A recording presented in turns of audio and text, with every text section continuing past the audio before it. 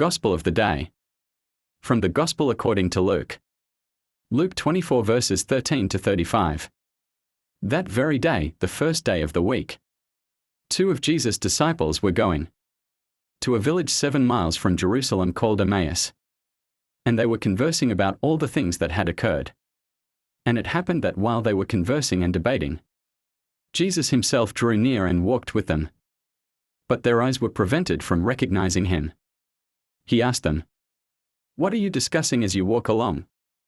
They stopped, looking downcast.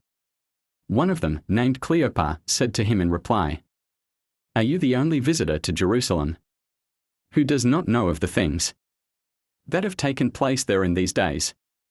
And he replied to them, "What sort of things?" They said to him, "The things that happened to Jesus the Nazarene, who was a prophet mighty in deed and word before God and all the people. How our chief priests and rulers both handed him over to a sentence of death and crucified him. But we were hoping that he would be the one to redeem Israel. And besides all this, it is now the 3rd day since this took place. Some women from our group, however, have astounded us. They were at the tomb early in the morning and did not find his body. They came back and reported that they had indeed seen a vision of angels who announced that he was alive. Then some of those with us went to the tomb and found things just as the women had described.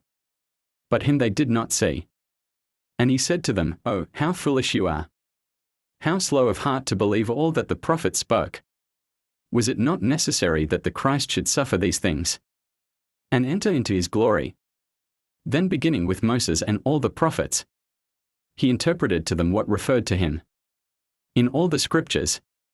As they approached the village to which they were going, he gave the impression that he was going on farther. But they urged him, "Stay with us, for it is nearly evening and the day is almost over." So he went in to stay with them.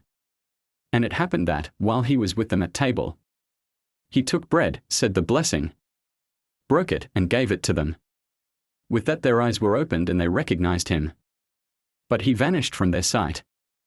Then they said to each other, "Were not our hearts burning within us while he spoke to us on the way and opened the scriptures to us?"